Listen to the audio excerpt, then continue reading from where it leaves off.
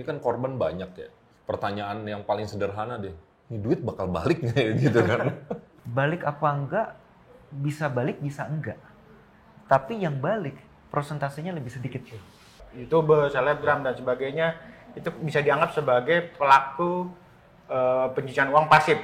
Nah, yang bisa dilakukan oleh mereka adalah agar tidak diproses secara hukum, mereka mengembalikan uang itu, Bos. Dia dibekukan PT-nya. Maka secara otomatis yang dibekukan adalah rekening PT-nya saja. Padahal sebenarnya yang terima uang adalah individu-individu lain ini. Penegak hukum jadi harus cerdik ya.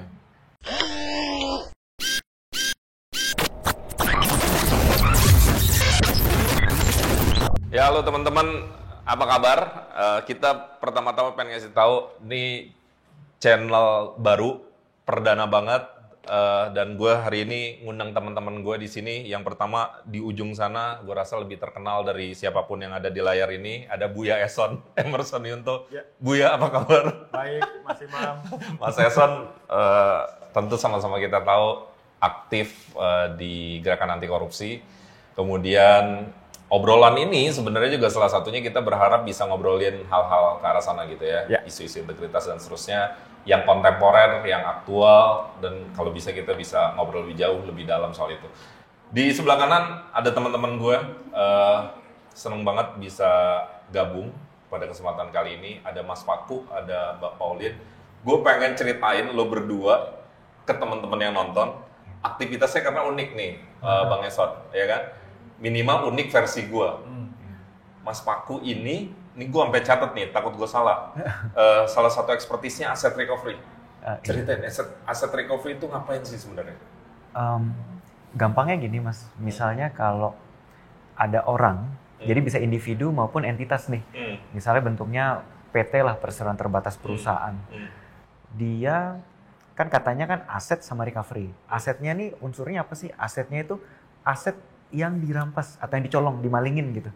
Makanya tadi bisa orang atau perusahaan atau entitas sebagai victim si korban. Jadi aset yang tadinya punya si korban, yang orang atau perusahaan tadi, dia dicolong, lalu kan aset itu hilang nih. Korbannya nggak tahu asetnya di mana kan. Atau beberapa kasus bahkan dia nggak tahu kalau dia dicolong asetnya. Nah, recovery itu kan asal katanya memulihkan.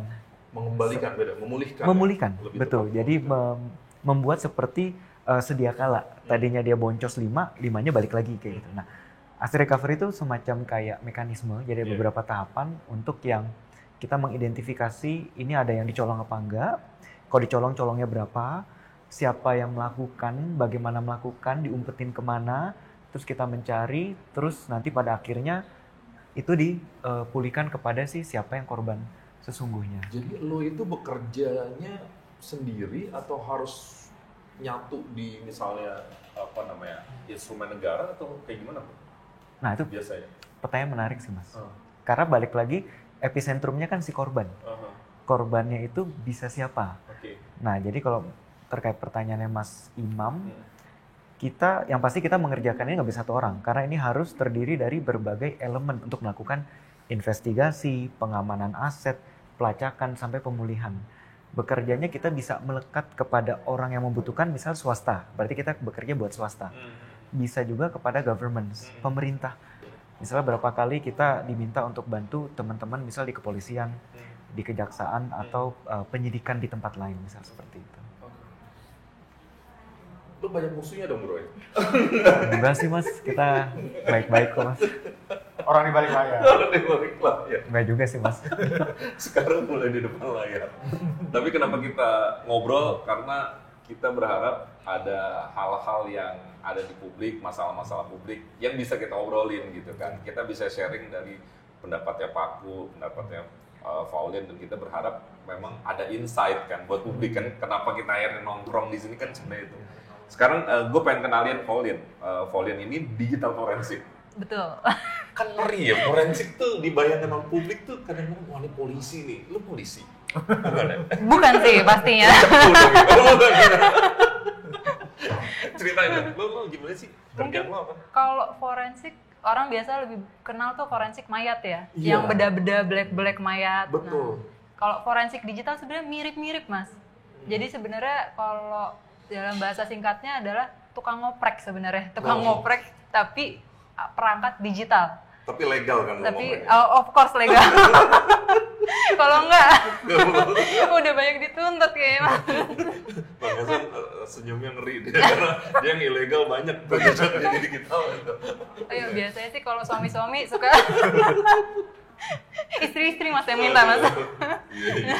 Jadi lu tuh kerjanya ngoprek-ngoprek itu? Iya, ngoprek-ngoprek semua perangkat yang namanya digital. Jadi contohnya kalau misalnya perangkat digital kan tuh sebenarnya banyak ya range-nya. Ada handphone, ada laptop, ada server, ada juga misalkan desktop, ada juga misalnya bahkan sekarang pakai Bitcoin juga, alatnya Bitcoin juga sudah perangkat digital.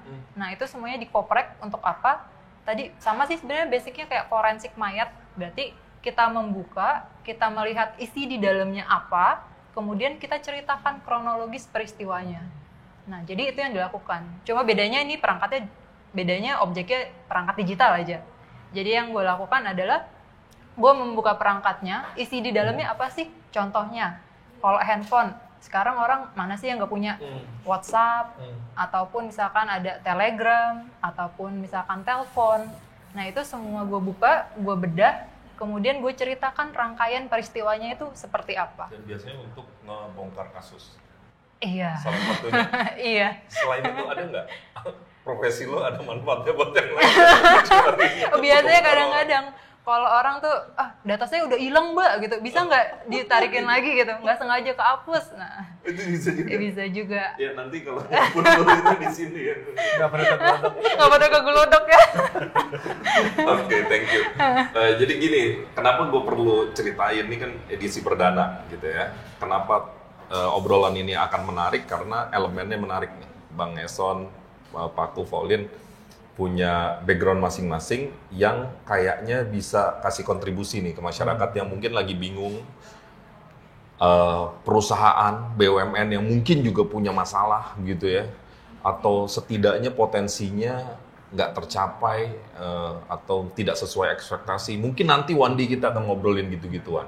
Tapi hari ini sebagai edisi awal kita pengen ngobrolin yang bener-bener lagi rame diobrolin. Kasusnya kayaknya belum tuntas, masih banyak juga yang deg-degan karena ini masih berjalan begitu ya. Pauline pasti langsung ketawa karena dia tahu banyak hal di belakang. Gue nggak tahu lo milihnya nanti gimana, mau yang bisa diceritain mana yang enggak, tapi itu urusan lo tentu. Jadi kita mau ngobrolin soal investasi bodong.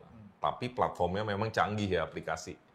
Kita sama-sama tahu yang terlibat dan dilibatkan kan orang-orang gede nih, gitu ya. Orang-orang yang pernah menamakan dirinya crazy rich. Sekarang kayaknya mulai tidak rich, tapi kita doakan tidak crazy karena dia harus bertanggung jawab kan di depan hukum dan di depan publik, apalagi orang-orang yang ditipu. Nah, makanya hari ini kita pengen ngobrolin itu. Mudah-mudahan Bang Eson, Mbak Pauline dan Mas Paku bisa ngasih insight ya ke publik ya. Kan ini kan wajahnya banyak nih kasusnya. Mungkin kita ngobrolin berhari-hari juga belum kelar karena kasusnya juga masih jalan. Tapi mungkin yang perlu di-highlight yang paling penting adalah kepentingan teman-teman yang lagi nonton nih. Ya, publik yang lagi nonton. Gimana caranya misalnya mereka gimana sih mengidentifikasi ini bodong apa enggak. Let's say kita sebut aja ya, Binomo kan udah lama gitu kan. Selama ini kan ada di depan mata, ini kan bukan di balik keset. Gitu kan, ini kan ada di layar handphone kita. Banyak orang-orang terlepas dari dia afiliator atau cuman influencer masang di kontennya mereka yang sekali nonton ratusan ribu jutaan. Artinya kan ini kan banyak yang bisa dirugikan, terutama publik. Nah, gue kepengen nih kita ngobrol-ngobrol santai gitu ya. Kalau dari perspektif teman-teman, khususnya yang berkaitan dengan publik, apa sih yang perlu kita kasih tahu nih ke orang-orang yang nonton? Terserah siapa yang mau duluan. Yang dituakan. Jadi yang ini mungkin mirip seperti ini ya, perbankan ya. Ada istilah know your customer ya. Jadi sebenarnya lo harus tahu juga customer lo seperti apa. Termasuk juga lo kalau mau investasi, lo juga harus tahu investasi seperti apa ya. Nah, menarik tadi Mas Imam bilang ini sebenarnya investasi ini udah lama banget gitu. Iklannya udah setahun 2 tahun yang lewat gitu ya. Nah, pertanyaannya kenapa baru muncul sekarang? Ini bisa jadi karena pertama, ini crazy rich ini kan suka pamer Iya betul, dia flexing, dia nunjukin bahwa gue dengan investasi ini kayak gue cepet bisa dapat harta yang sedemikian rupa gitu. Impian-impian orang-orang kita yang sebenarnya cenderung agak males gitu ya. Pinginnya kan kalau istilah tim rebahan, pingin rebahan tapi duitnya banyak gitu ya. Jadi nggak perlu. Mereka dapetin momentum pandemi. Betul, momentum pandemi. Jadi nggak kemana-mana, cukup investasi ini, kemudian duitnya banyak. Dan ini udah lama gitu ya. Nah, kenapa ini terungkap? Ya tadi karena menurut saya kebodohan si Crazy Rich juga ya. Dia pamer gitu ya. Ngapain juga, kalau kita lihat fenomena di banyak tempat, orang-orang kaya kita kan asli sebenarnya juga humble ya. Jadi nggak pernah mamerin soal kekayaan dia. Kalaupun dia tunjukin ya secukupnya. Jadi bukan yang berlebihan. Nah, Crazy Rich berlebihan. Kemudian ditunjukin dia juga pamer juga bahwa gue dari investasi nih. Nah, dan karena kerakusan dia, gaya pamer dia itu, kemudian orang-orang yang merasa jadi korban gitu ya, pick up tuh bos. Wah, gue kan ikut yang sama dengan dia gitu. Atau gue terpancing investasi karena lo yang waktu itu juga promosiin ke gue. Dan kemudian dia akhirnya speak up dan ngadu ke kepolisian. Jadi rame. Seandainya orang-orang nggak mau speak up gitu ya, nggak mau ngomong, belum tentu kasusnya muncul bos. Plus juga mungkin yang kita juga perlu lihat adalah begini. Ada juga tren di tempat yang lain bahwa ya kenapa nih kasus juga baru muncul, banyak sekali korban-korban yang mungkin dia pelaku juga kejahatan, melakukan tindakan yang sama, investasi lah gitu ya. Wah kalau gue lapor polisi, ntar gue bakal tergulung nih atau gue terungkap. Nah ini yang kemudian akhirnya jadi rame. Sekarang kebetulan Crazy Rich ini jadi kayak pintu masuk lah sebenarnya ya. Tapi jangan-jangan mereka kadang-kadang mikir gini juga ya. Namanya juga investasi, berarti ada kemungkinan rugi.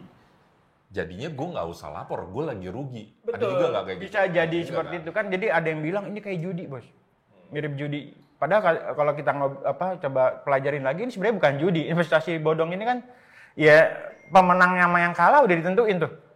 Kalau judi kan 50-50 istilahnya, 50-50%. Jadi kemungkinannya bisa menang bisa kalah. Kalau ini lo kalah lo menang, gue udah tentuin. Nah itu yang kemudian terjadi tuh. Jadi ya sisi yang lain orang kita mudah tanda kutip diiming-imingin kekayaan, dapat duit yang mudah cepat. Nah sisi yang lain mereka nggak pernah pelajarin tuh soal apakah misalnya perusahaan investasi ini investasi benar atau enggak. Yang terpenting ada wah ini udah ditunjukin nih harta kekayaannya lewat si Indra, kemudian Doni Salaman seperti itu. Ya gue pengen kayak dia begitu. Orang kita kan kayaknya begitu tuh. Pengennya nggak usah kerja capek-capek, keringetan, duit datang sendiri. Pesan lo tuh publik jangan buru-buru ya. Jangan buru-buru teryakinkan lihat orang yang kaya cepet gitu-gitu. Itu biasanya mengandung masalah. Betul, tuh. Betul, pasti mengandung masalah. Jadi kalau orang kan, kalau yang benar gitu ya, orang kaya benar kan orang kaya yang berusaha dari awal. Misalnya fenomena Doni, fenomena Indra, orang-orang yang sebenarnya juga setahun 2 tahun dia bukan siapa-siapa yang ke belakangnya. Tapi ketika ikut trading ini kemudian dianggap misalnya jadi kaya mendadak.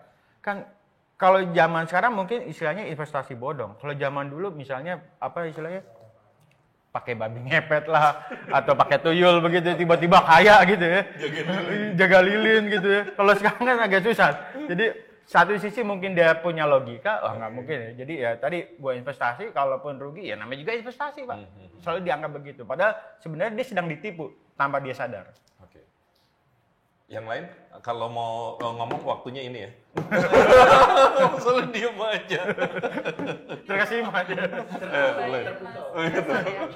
Jadi kalau Terpukau tersilau. agak silau sih emang. Belum di make up. Belum dibedakin. Gimana Le? Jadi kalau aku sih menambahkan dikit dari Mas Eson. Banyak juga. Iya, boleh.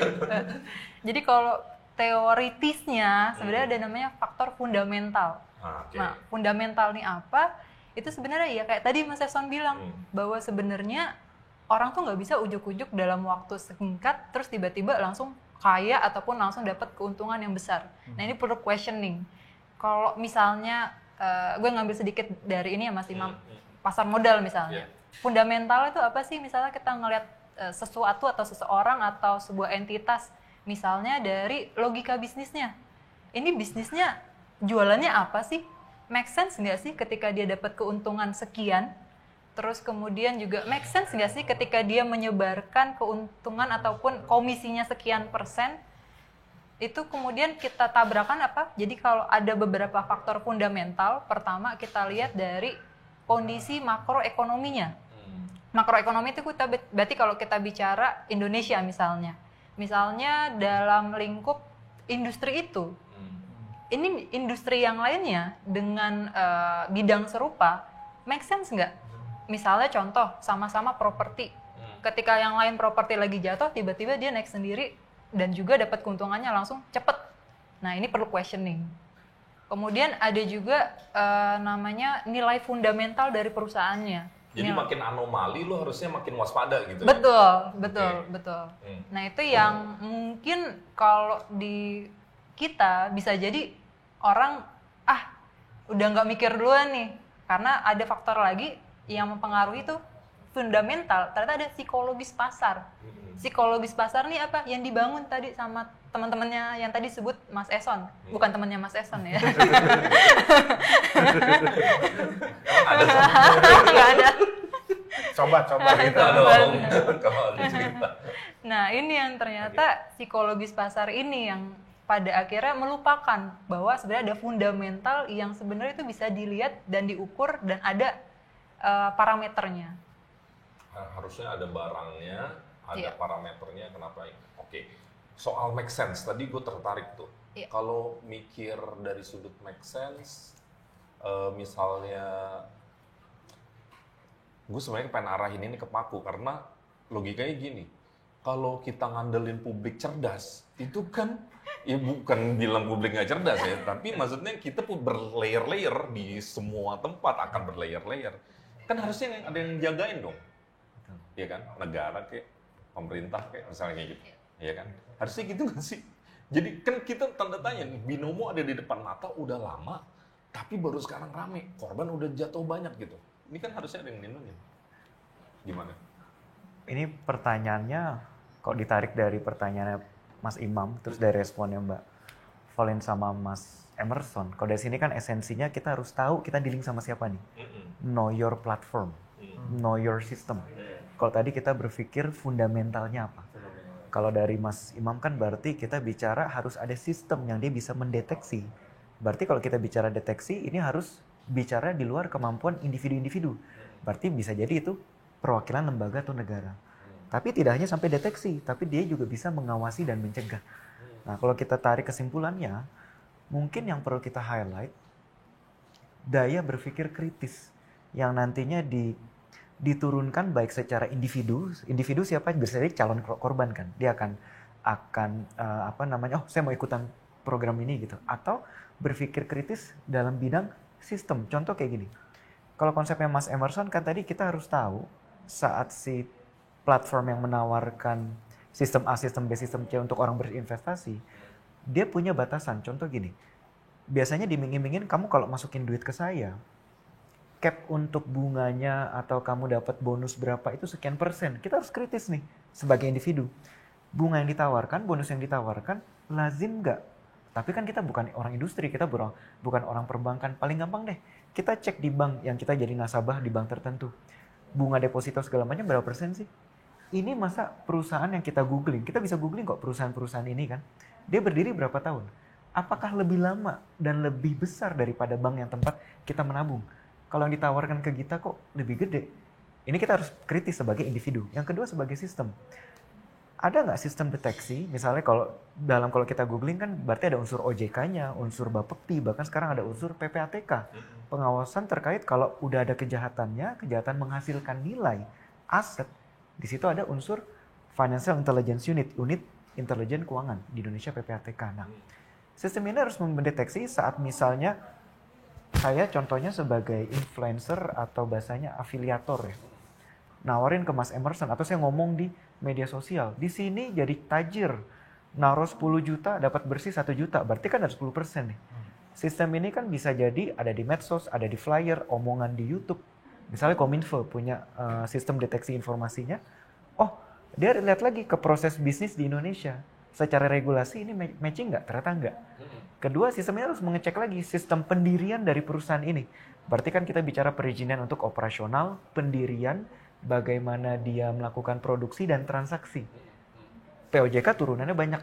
Bapepti turunannya banyak. Nah itu sistem ini secara otomatis harusnya bisa mendeteksi yang ditawarkan ke Mas Emerson, ke Mas Imam, ini barang benar apa barang enggak. Jadi untuk meminimalisir bukan lagi burden atau beban si calon korban untuk mengedukasi dirinya. Oke, kalau yang jadi korban dia kerja di kantoran. Mohon maaf, kalau korbannya supir taksi, dia punya simpenan duit 20 juta, segitu-gitu aja. Harapan dia saat pandemik, dia bisa memberikan kesejahteraan lebih kepada anak istrinya.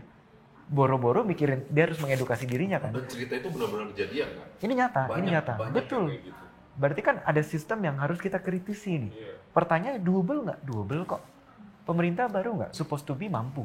Seperti itu. Nah mungkin di sini baiknya peran kita, solusinya apa? Yang konsepnya harus aplikatif dan double. Seperti itu. Oke, sebelum ke solusi nih, gue masih kepengen kita sudutnya nih publik, sudutnya korban dulu nih. Ini kan korban banyak ya. Pertanyaan yang paling sederhana deh, ini duit bakal balik nggak ya gitu kan? Ini kan salah satu cerita kan di situ tuh. Cerita awal soal berani lapor nggak berani lapor. Tadi Ehsan udah bilang. Cerita selanjutnya, mereka mungkin sekarang lagi berharap kan, wah kalau bisa duit gue balik nih gitu kan. Nah gimana ya? Ada yang bisa kasih ini nggak? Tanggapan. Bakal balik nggak sih tuh duit masyarakat yang ngerasa udah ditipu misalnya? Ini aku dulu kali ya. Kalau ditanya secara praktek dan empirik, berarti kita ngeliat pengalaman di kasus yang serupa di masa lalu. Baik dalam sektor yang mikro, individu, ataupun makro, misalnya kejadiannya kerugiannya negara gitu. Balik apa enggak, bisa balik, bisa enggak. Tapi yang balik, prosentasenya lebih sedikit. Contoh, kasusnya bicara dalam makro, dalam lingkup negara. Negara Filipina, asetnya pernah dirampas oleh siapa? Bekas pemimpinnya, namanya Pak Marcos. Pak Ferdinand Marcos. Itu enggaknya Pak Eson. Betul, Pak Eson. Dia bahkan sampai detik ini, Mas Imam, berarti butuh berapa puluh tahun kan? Yang recovered mungkin nggak lebih dari 30%. Seperti itu. Karena kenapa kalau... Dan itu nggak merata ya? Maksudnya bukan 30% dibagi rata dengan jumlah korban, enggak kan? Kejadian yang mirip seperti yang waktu itu tour and travel yang umroh haji. Ingat kan? First travel. Jadi kasus ini juga Crazy Rich ya, dalam versi yang beda ya. Kalau ini kan dia investasi bodong, kalau ini dia mengambil uang dari calon enggak, dia calon jamaah. Kalau itu kan calon jamaah ya, yang sudah menyetorkan uangnya, tapi duitnya si calon jamaah umroh atau haji nggak juga jadi berangkat gitu. Tapi duitnya diputar kemana-mana gitu ya. Nah, ketika kasus ini muncul ke proses pidana, itu kan kemudian jadi pertanyaan juga sama. Duitnya balik apa enggak? Faktanya enggak, Bos. Faktanya enggak ya? Faktanya enggak. Jadi kalaupun, mungkin kalau ini agak beda, ada bau-bau agamanya nih, Bos. Jadi kan ini ya udah dikembalikan kepada Allah gitu ya, ini cobaan dan sebagainya. Tapi bagi orang-orang bisnis, dikelasin gitu ya. Bagi orang-orang bisnis, ya nggak mungkin, dia akan gimana cara biar kalau bisa balik lah. Kalau bisa balik. Gitu. Nah, sebenarnya ada skema misalnya yang juga dikembangkan beberapa pengacara adalah dia mengajukan upaya gugatan perdata berbarengan dengan proses pidananya. Misalnya ketika kasusnya Indra Kents ini atau misalnya Doni Salmanan ini naik ke proses pidana gitu ya, Salmanan ke pidana. Nah, ada upaya-upaya dari korban untuk mengajukan gugatan perdata. Jadi menggabungkan perkara pidana dan perdata. Yang perdata ini dia tuntutannya ganti rugi. Tapi kalau cerita suksesnya, saya kok belum pernah dengar. Belum ada presiden di mana misalnya si korban itu bisa mengembalikan seluruhnya gitu. Dapat uang dia yang seluruhnya begitu. Karena tuh uang yang dikumpulin udah kemana-mana tuh Mas ya. Ya, jadi logikanya kan. Mungkin di sebagian orang akan bilang, oh ini resiko bisnis, ya udah gue lagi apes begitu ya. Nah kalau tadi yang first travel dia ya udah dikembalikan pada Allah, ini cobaan begitu ya. Ikhlasin gitu ya. Nah ini yang kemudian jadi pelajaran betul ke depan, jangan sampai ente ruginya nanti belakangan gitu ya. Ketika sudah masuk ke proses hukum, ya tinggal banyak-banyak berdoa aja, mudah-mudahan balik, padahal kayak enggak gitu. Nah, balik ke Paku nih karena orang hukum kan. Misalnya yang udah terpublikasi nih, misalnya Indra Kents saja, kan konon kabarnya putaran omsetnya 50 miliar. Sekarang baru lagi ada yang bilang udah ratusan miliar. jangan-jangan di belakang ini nih, jangan-jangan ya, kita disclaimer jangan-jangan nih, biar emang belum valid. Jangan-jangan lebih dari itu, ya kan? Itu bisa nggak sih? Ini kan gue mewakili yang awam ya. Bisa nggak ya itu yang diklaim lagi dibekukan itu oleh negara misalnya, itu dikembalikan kepada korban tuh bisa nggak ya? Atau gimana ya cerita ini? Kalau sebenarnya kata kuncinya, tadi Mas Imam bilang, jangan-jangan uangnya udah kemana-mana. Jangan-jangan. Betul, kalau tadi dari ceritanya Mas Emerson, dari kasus First Travel, jamaahnya berapa ribu orang, mungkin puluhan ribu, kita nggak tahu pastinya. Nah, dari hasil kerugian itu, hasil kejahatan ini, kalau tadi kata kuncinya Mas Imam kan jangan-jangan uangnya kemana-mana. Berarti kalau kita lihat dasar hukumnya apa nih? Paling basic dasar hukumnya itu misal di KUHP, Kitab Undang-Undang Hukum Pidana, itu di pasal 39 ayat 1, kata-katanya kurang lebih kayak gini. Aset yang dihasilkan dari kejahatan milik terpidana atau aset yang digunakan untuk melakukan kejahatan, berarti ada dua aset. Aset yang dihasilkan dari kejahatan, yang kedua aset sebagai instrumen untuk melakukan kejahatan milik terpidana itu dirampas. Dirampas oleh negara ya? Betul. Sedangkan di KUHP pasal 98 itu bisa dikembalikan kepada siapa? Victim. Kepada korban. Berarti titik baliknya di mana? Episentrumnya nih. Adanya kemampuan dan kapasitas untuk kita melacak aset yang udah kemana-mana itu. Karena platformnya di regulasi kita sudah ada. Berarti kan kita tinggal bicara sejauh mana kemampuan kita untuk melacak seperti itu. Nah itu karena pada prakteknya itu bukan hal yang mudah. Hal yang sulit, bahkan sangat sulit. Dalam hitungan detik. Apalagi kita sekarang, saya mau transfer ke Mas Imam nih. Udah nggak perlu saya lagi ke ATM, saya ke bank. Saya by phone aja udah bisa. Mobile banking kan kirim, tergantung transaksi minimal maksimalnya berapa. Bisa 50 juta, bahkan bisa 5 miliar. Hitungannya detik kan. Tinggal kita masukin berapa angka keyword kayak gitu. Nah, Mas Imam bisa bayangkan. Sedangkan di kita PR-nya banyak sekali gitu. Tapi kita sih percaya bahwa sistem yang dikembangkan baik dari berbagai industri, sektor penyedia jasa keuangan, industri keuangan, sektor dari penegakan hukum, sektor pengawasan itu lagi di-upgrade. Dan seharusnya ini bisa balance dengan si pelaku kejahatannya. Cuman masalahnya kalau kita udah bicara proceed of crime atau aset hasil kejahatan udah keburu lahir, pertanyaan ke awal, bisa balik nggak? Empirik pengalaman sebelumnya yang balik itu minimum. Pun kalau balik, berarti pencegahan itu jauh lebih baik sebenarnya. Tapi di balik betul, tapi di balik pencegahan yang perlu kita highlight sistem deteksi dulu nih. Kalau kita nggak bisa detek kan gimana kita mau cegah? Kayak gitu. Sebenarnya menarik sih dari komponen Mas Emerson, Mbak Valin dan kita punya Mas Imam sistem tadi. deteksinya, bro. Kita ada. Bahkan PPAT. Kuat apa lemah? Itu relatif. Nah, kalau mekanisme pengembalian ke korban gimana nih? Maksudnya, karena ini yang menjadi masalah tuh, misalnya kita udah deteksi, udah tahu tempatnya di mana, tapi yang jadi korban tuh misalkan ribuan. Nah, yang jadi pertanyaan tuh kadang-kadang, misalnya contoh, loh ini nanti mekanisme pengembalian ke ribuan korban ini, itu sebenarnya... Gue nomor urut berapa nih? Iya, betul. Itu ada nggak sih sebenarnya hukumnya? Sependek pemahaman saya, sistem yang seperti itu secara detail mengatur dan efektif Indonesia tidak ada. Berarti kalau gitu, kalau dalam tanda kutip pengembalian ke korban, ini kalau udah didetek nih, terus kemudian diambil, dirampas, ujung-ujungnya berarti ke negara aja, tapi nggak nyampe ke korban yang benar-benar dalam tanda kutip korban benerannya. Baik, kita bicara normatif sama aktual ya. Secara normatif di pasal 98 KUHP, tadi Mas Emerson sampaikan selain pidana, perdata dinaikkan. Untuk apa? Dikembalikan ke korban. Kata kuncinya nanti dalam dakwaan si jaksa, kalau tuntutan pidana harus dibunyikan.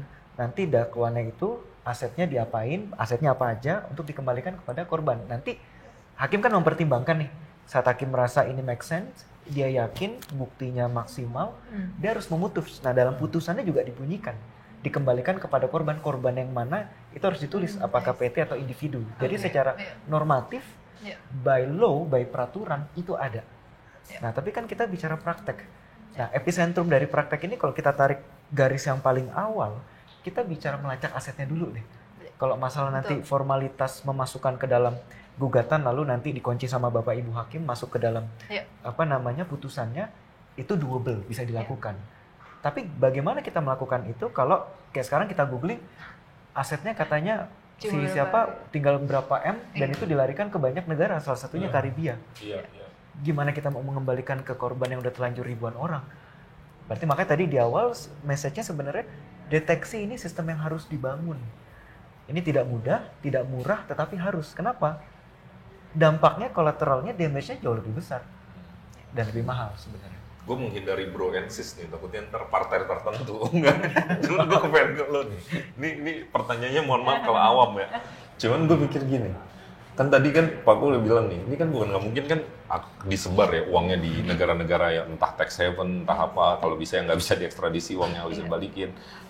Tapi kan sebenarnya negara tuh punya instrumen ya untuk tahu persis nih uang kemana larinya. Follow the money itu bisa dilakuin kan, walaupun Bisa. itu keluar negara, bisa.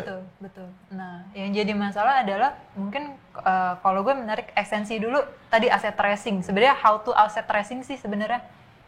Jadi kalau yang pernah gue lakukan dari tadi perspektif dari keahlian gue adalah biasanya itu banyak sekali dari data-data digital itu kan ketahuan nih, ke trace. Sebenarnya kalau tadi kita bicara crazy rich ini, orang misalkan ngelihat dia seolah-olah menjadi tempat penikmat atau tempat penerima dana akhir dari seluruh member yang join, dia yang nikmatin.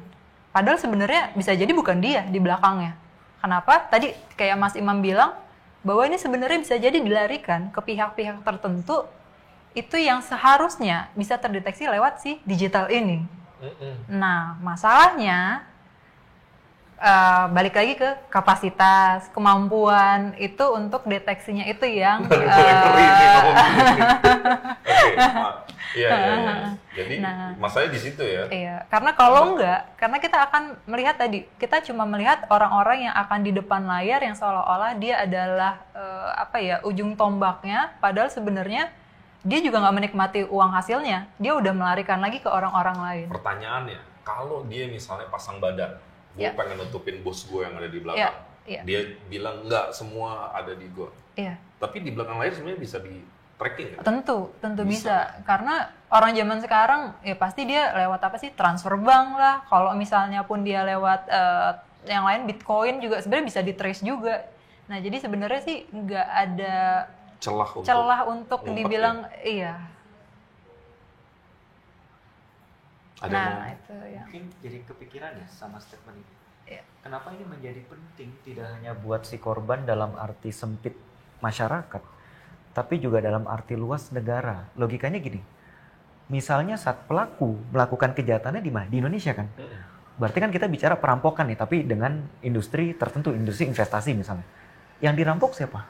Uang masyarakat Indonesia. Berarti kan yang seharusnya cash flow itu, liquidnya berputar di Indonesia kan? Beli bensin, masukin ke bank, atau enggak dipakai buat masuk ke kas negara misalnya untuk bangun infrastruktur segala macam. Ngerampoknya di sini, ternyata capital flight-nya kemana? Ke luar negeri.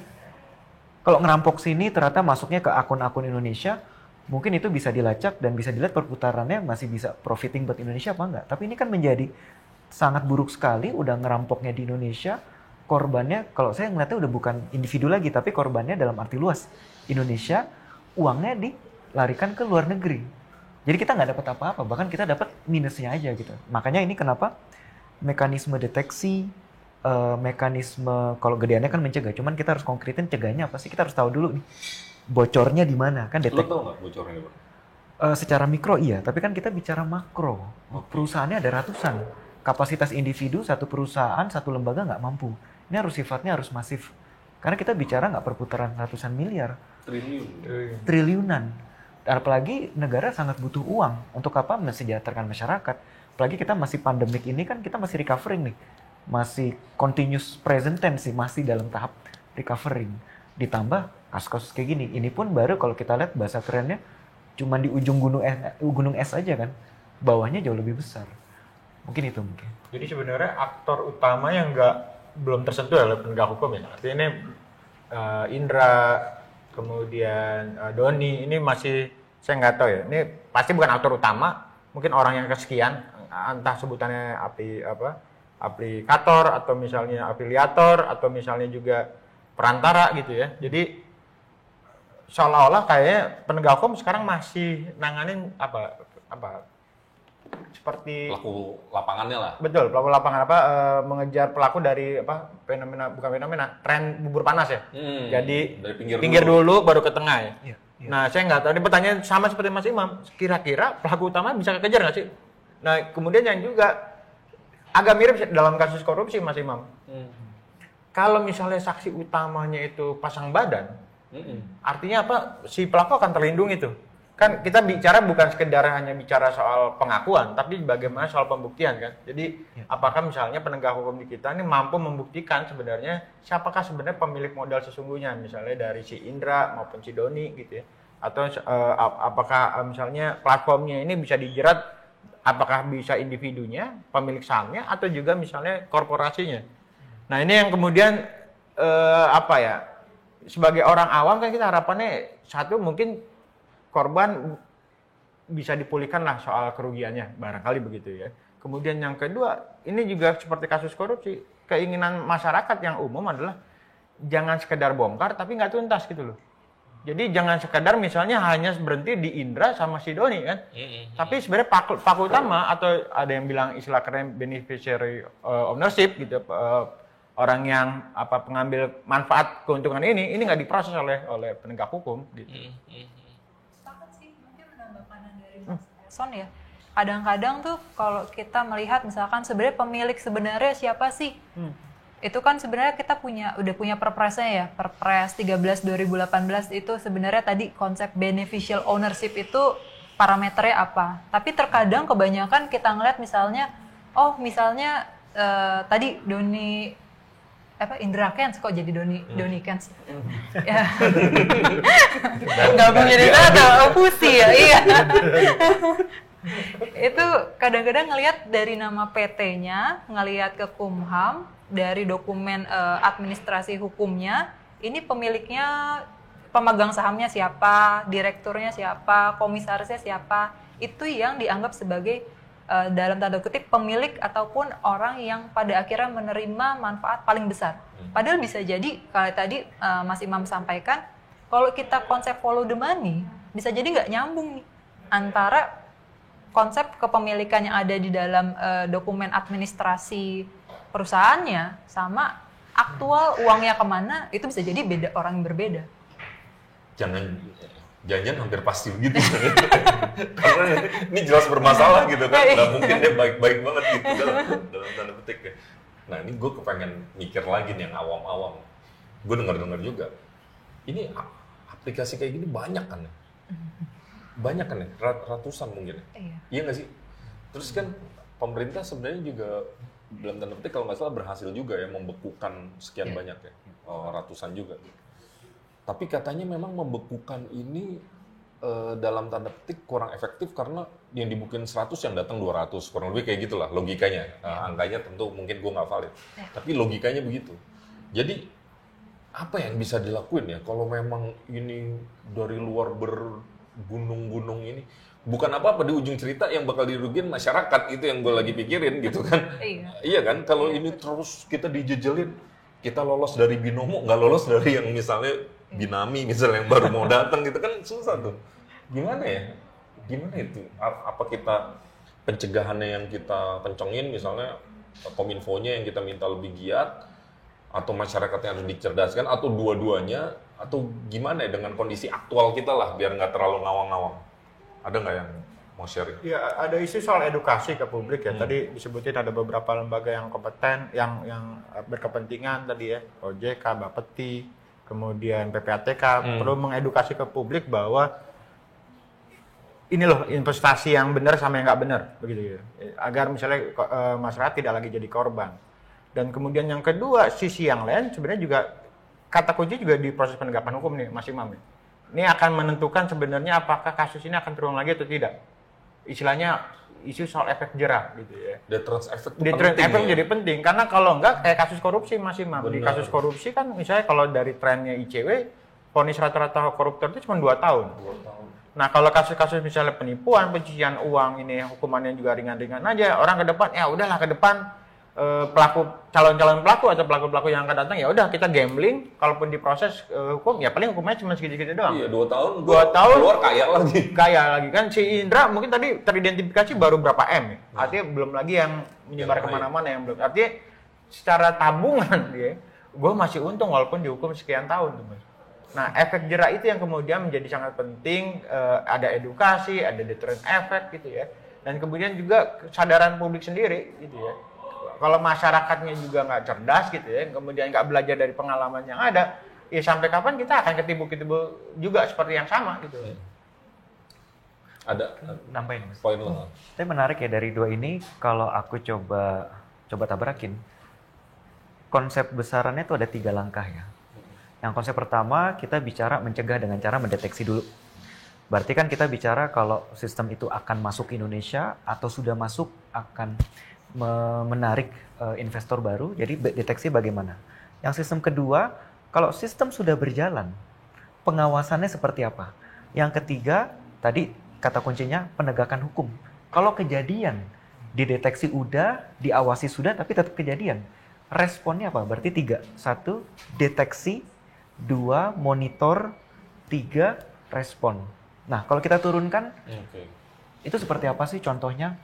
Pertama, tadi kata kuncinya, deteksi itu bisa menjadi efektif kalau deteksi yang sebelum pengawasan, saat masyarakatnya sudah teredukasi. Berarti ada peran makro di sini, ada peran lembaga, ada peran industri, ada peran asosiasi.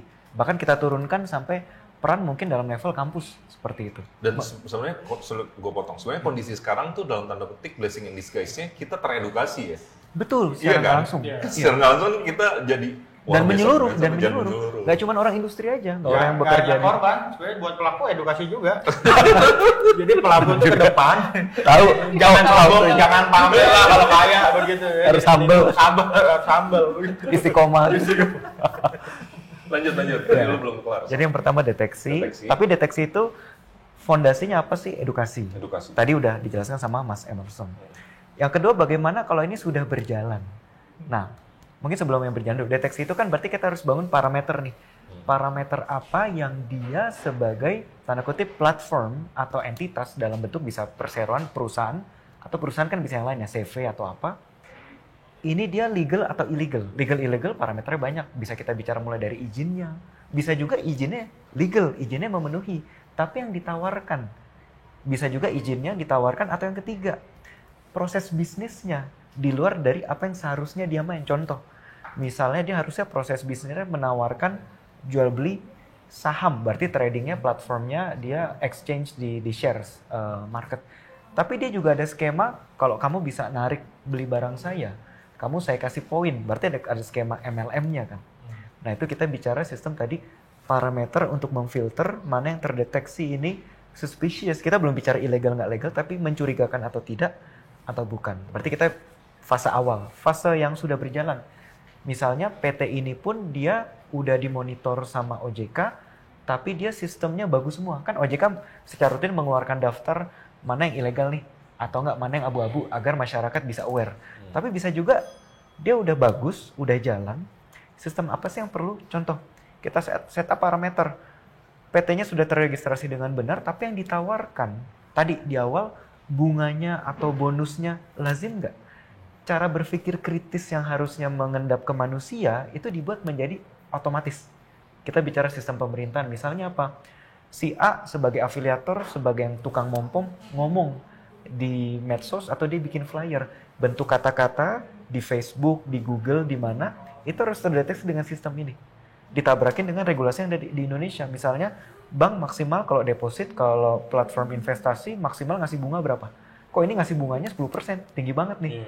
Jadi kayak ada alert nih, pemerintah bisa turun tangan, dia mendalami kayak gitu. Yang kedua, dia lihat kalau tadi kata kuncinya Pak Emerson, proses bisnisnya, ini perusahaan baru berdiri 2 tahun.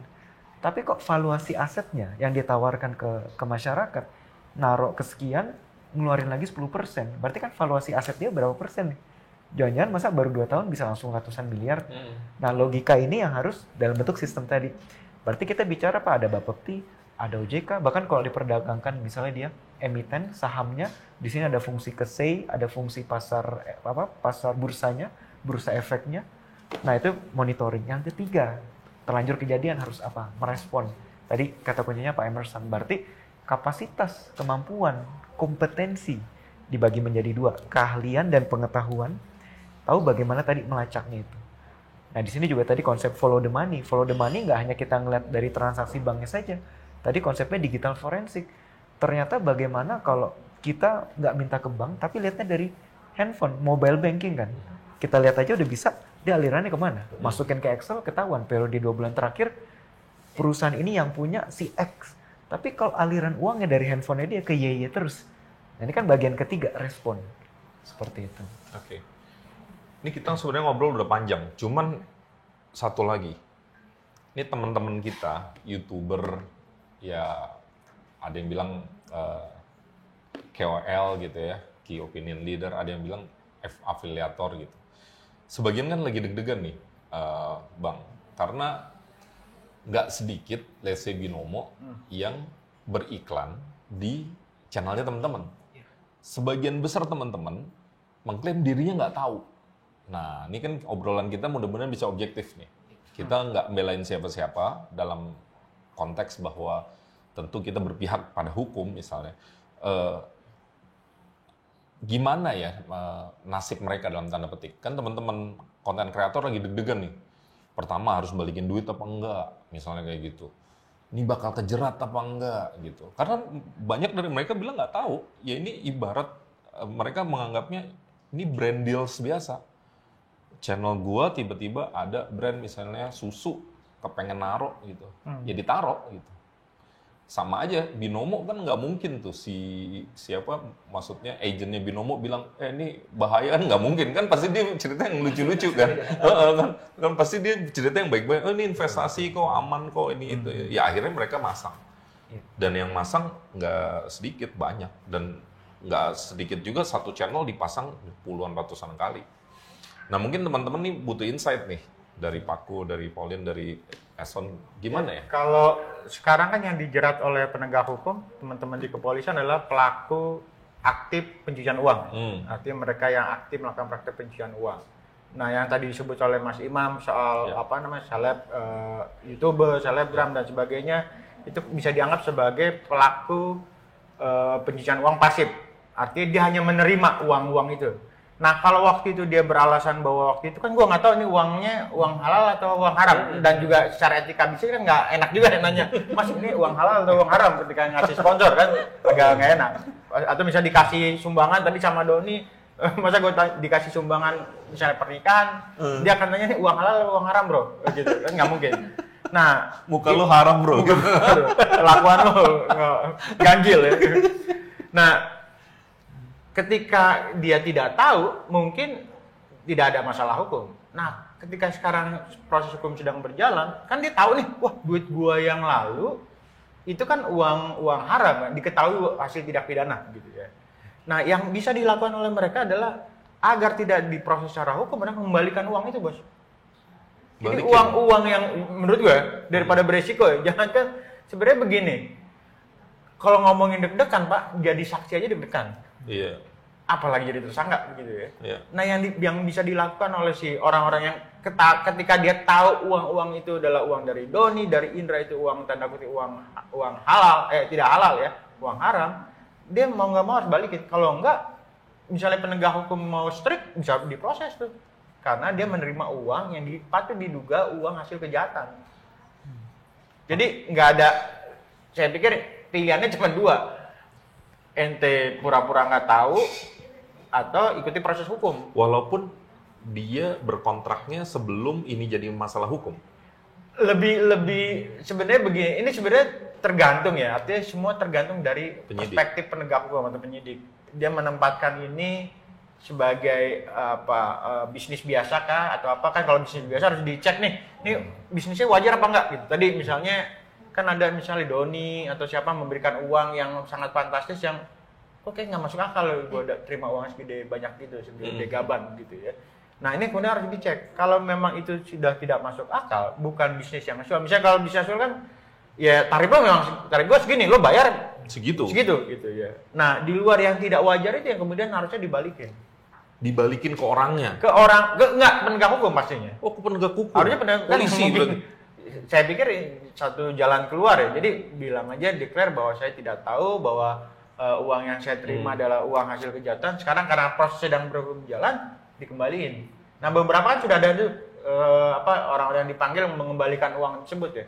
Nah, saya pikir ini mumpung kejadian belum diproses secara hukum, ya sebaiknya ada bukan korban sih, orang-orang yang terima uang itu sebagai pelaku pasif pencucian uang mengembalikan uang itu ke penegak hukum, karena kalau enggak sangat mungkin gitu ya dia diproses secara hukum. Nah, ini Paku sama Pauline nggak harus sama dengan Eson. Jangan karena Eson kelihatan lebih dituakan gitu ya, kita harus sama. Enggak kayak gitu cara mainnya. Jadi lo kalau punya suara beda boleh. Ada pandangan nggak? Kalau gue mungkin Paku nanti ngeri, hati-hati dia. karena itu ranahnya hukum, jadi bukan kalian gue ya, Mas. Oke. Nanti mungkin Paku bisa ngejelasin lebih lanjut terkait dengan undang-undang Kita TPPU. kasih dia waktu berpikir. Iya, betul. Undang-undang TPPU gimana sih untuk para korban para tadi influencer yang terima duitnya. Tapi kalau gue mungkin ngambil dari perspektif yang lain, kayak tadi misalnya ketika ini muncul hal pertama yang dilakukan oleh pemerintah adalah membekukan, that's it gitu. Maksudnya izinnya diberhentikan, administratifnya berarti supaya dia tidak berjalan lagi. That's it. Tapi sebenarnya ada lagi hal yang lebih fatal ketika tadi terlalu gegabah memberhentikan perusahaan-perusahaan itu. Jadi apa? Ketika ini nggak berbarengan, dia diberhentikan, tapi follow the money-nya itu nggak kuat. Yang ada, ketika ini udah diberhentikan, dia langsung lariin semuanya keluar. Jadi justru dengan semakin masifnya mereka memberhentikan, yang lain akan alert. Wah, lagi kabur semua. Jadi uang-uangnya udah dilariin semuanya. Nah, ini yang menjadi lupa nih kayak gini nih. Jadi yang kelihatan ya influencer yang dalam tanda kutip kelihatannya udah ketahuan nih dia nerima. Padahal yang tadi di belakang ketika once udah diberhentikan, dibekukan, duitnya kabur. Karena banyak dari mereka juga pada akhirnya pakai rekeningnya siapa.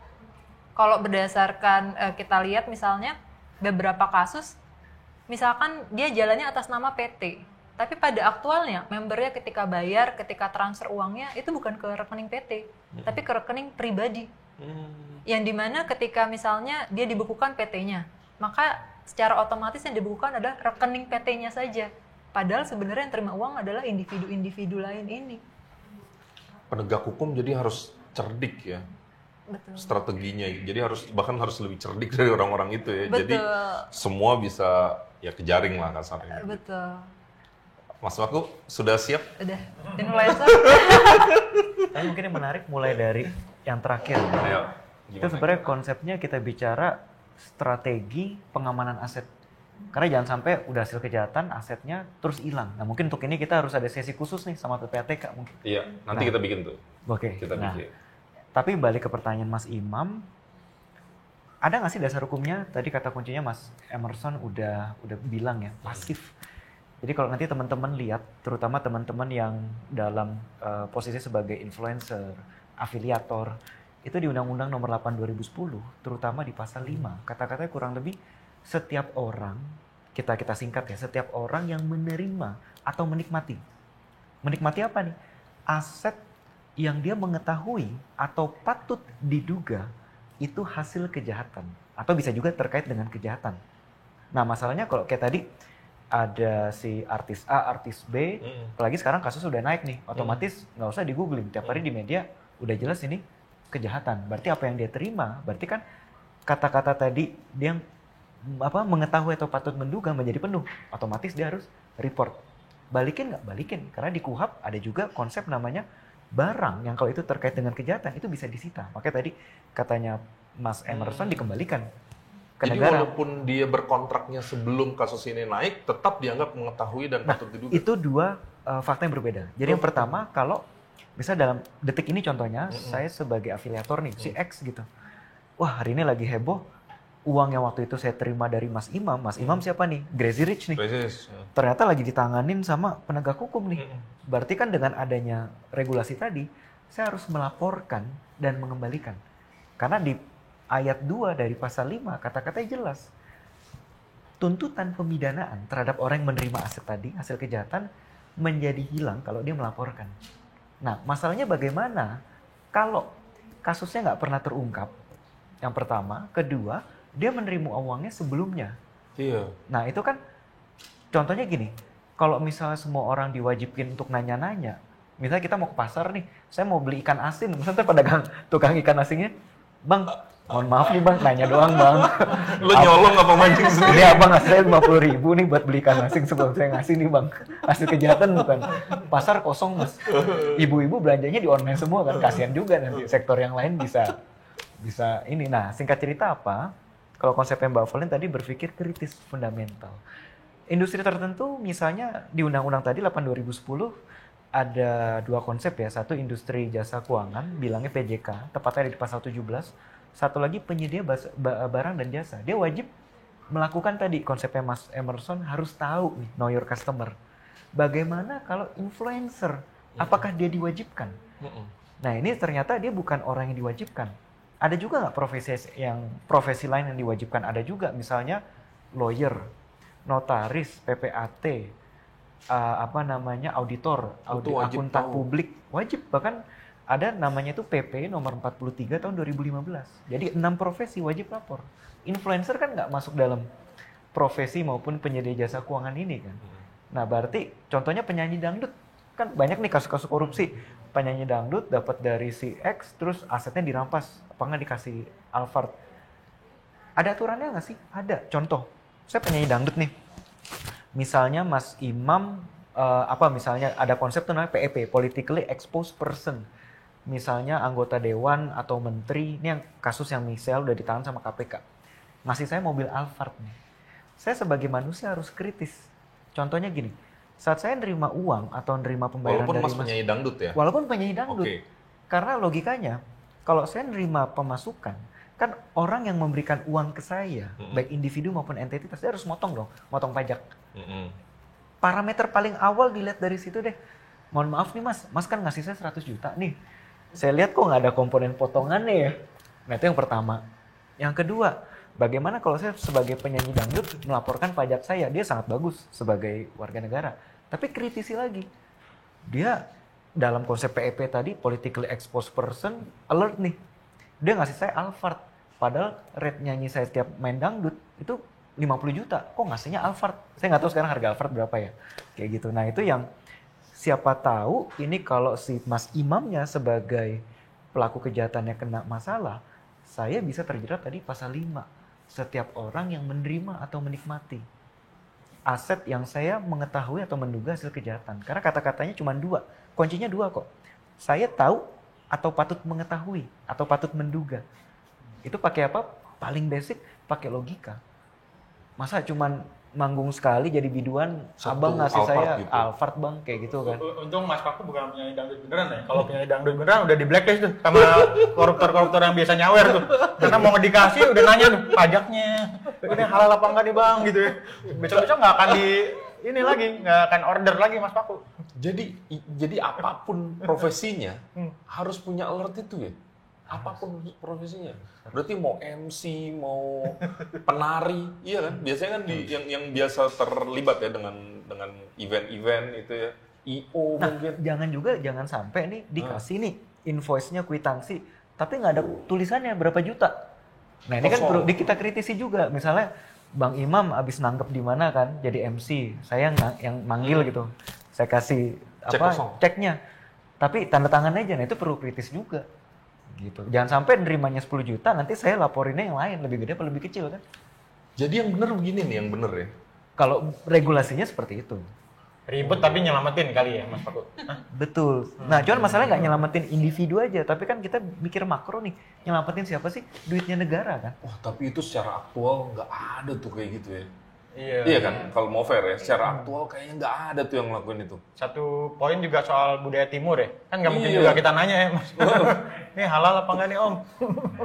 Begitu. Ya itu masalah tuh ya. Ada digampar kali atau dilempar.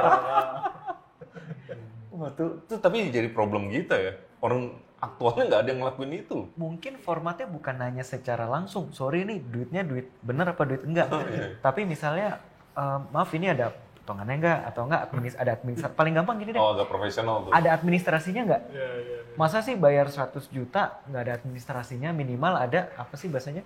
Invoice apa kwitansi gitu. Kwitansi lah. Tulis tangan nggak apa-apa, yang penting kan, kenapa? Ini menjadi safeguard dia.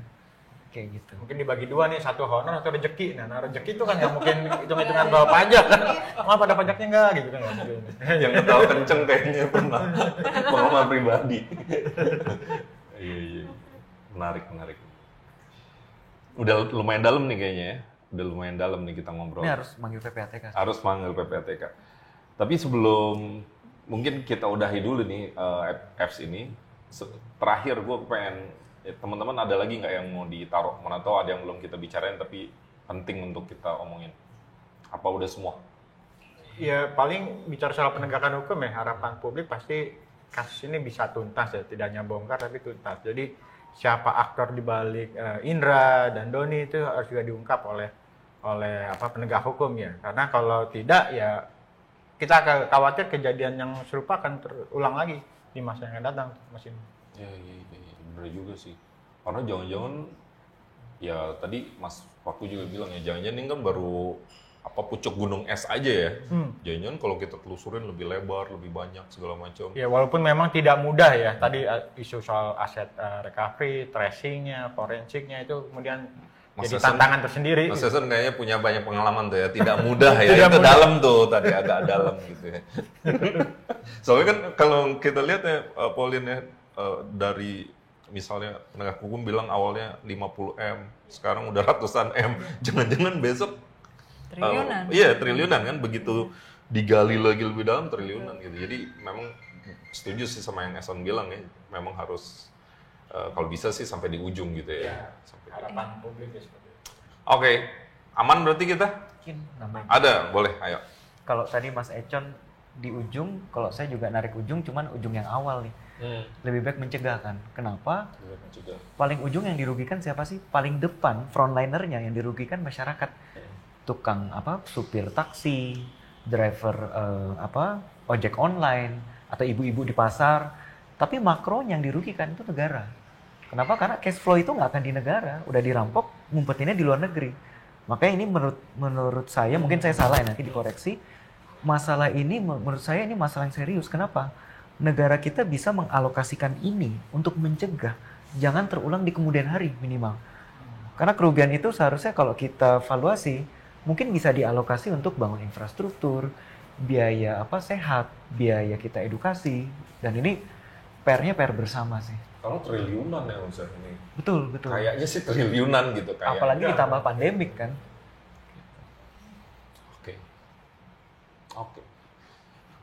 Oke. Kayaknya itu dulu kita ya. Nanti kita ngobrol lagi dari sudut yang lain. Terima kasih yang pasti, Pauline, Paku, Bang Eson. Dan mudah-mudahan kita berkomitmen ya untuk ngejaga obrolan ini ke depan. Kita bikin lagi obrolan-obrolan serupa dengan topik-topik berbeda. Mudah-mudahan bisa kasih insight ke teman-teman semua yang nonton. Sekali lagi ya, mungkin kita kesannya santai, tapi kita pengen kasih pesan ke teman-teman. Banyak hal yang harus kita bicarakan. Mungkin boleh dengan santai, tapi ada insight yang kami kepengen kasih ke kalian. Karena hari ini Paku, Pauline, Eson kan orang-orang yang sebenarnya punya expertise di bidangnya masing-masing, dan mereka berbicara mewakili dalam tanda petik diri mereka dan aktivitas mereka. Jadi ini nggak sembarangan sebenarnya yang kita omongin, dan mudah-mudahan bermanfaat buat teman-teman. Saksikan terus episode selanjutnya. Jangan lupa like, subscribe, kirim komen. Yang mau kirim topik juga bisa di bawah. Misalnya, besok topik ini yuk, kayaknya seru kalau lo semua yang ngebahas, boleh. Nanti kita rundingin, kita obrolin di channel itu. Sekali lagi terima kasih, sampai jumpa.